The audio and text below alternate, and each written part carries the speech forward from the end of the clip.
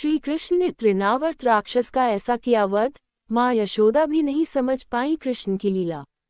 श्री कृष्ण ने बाल स्वरूप में ही कई राक्षसों का वध कर दिया था। पूतना, बकासुर और वत्सासुर राक्षस का वध श्री कृष्ण ने खेलते ही खेलते कर दिया था। कंस अपनी जान बचाने के लिए गोकुल में श्री कृष्ण को मारने के लिए निरंतर कोई न कोई राक्षस भेज रहा था। इन राक्षसों का बड़ी आसानी से भगवान श्री कृष्ण वध करते जा रहे थे। पूतना वध से परेशान हुआ कंस। पूतना वध के बाद कंस बुरी तरह भयभीत हो गया। उसे अपना काल दिखाई देने लगा था। पूतना कसम की सबसे खतरनाक राक्षसी थी, लेकिन कृष्ण ने उसका भी वध कर दिया। कंस पूतना के वध से व्याकुल हो गया, तब उसने तृणावर्त राक्षस को कृष्ण को मारने के लिए नंदगांव भेजा। तृणावर्त राक्षस को भेजा नंदगांव। पूर्व जन्म में तृणावर्त राक्षस नहीं था। पौराणिक कथा के अनुसार पांडु देश में सहस्त्राक्ष नामक राजा राज्य करता था। एक दिन राजा अपनी रानियों के साथ नदी में जल विहार करने के लिए गया। जल क्रीड़ा के दौरान वहां से महर्षि दुर्वासा गुजर रहे थे। राजा जल क्रीड़ा में इतना मग्न था कि वह महर्षि दुर्वासा को प्रणाम करना ही भूल गए। इससे दुर्वासा ऋषि क्रोधित हो गए और उन्होंने राजा को राक्षस होने का शाप दे दिया। राज को अपनी गलती को एहसास हुआ और दुर्वासा ऋषि से क्षमा मांगी। तब महर्षि ने बताया कि श्री कृष्ण के हाथों तुम्हारा उद्धार होगा।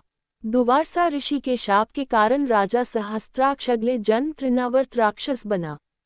तृणावर्त को प्राप्त बबंडर बनने की शक्ति। तृणावर्त एक ऐसा राक्षस था जो तेज आंधी और शक्तिशाली बम्बडर का रूप ले लेता था। उसके सामने जो कुछ भी आता था उसे उड़ाकर ले जाता था। कंस से तृणावर्त को गोकुल में कृष्ण का वध करने के लिए भेजा। गोकुल में जब माता यशोदा कृष्ण को दूध पिला रही थी, तभी तृणावर्त ने आसमान में तेज हवाएं चलाना शुरू कर दिया। कुछ ही देर में आंधी के कारण बादल काले हो गए। स्वयं तृणावर्त एक बबंडर का रूप लेकर आया। हर चीज अपनी जगह से उखड़ने लगी।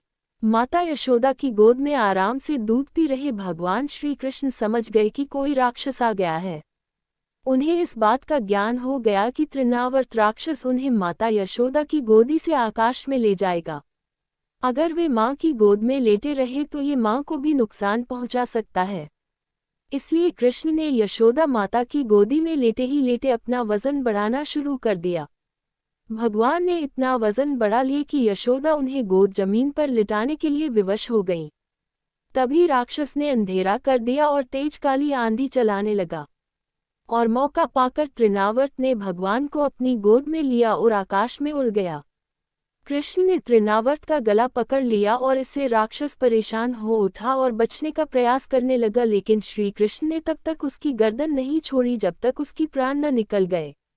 इस प्रकार तृणावर्त को शाप से मुक्ति मिली।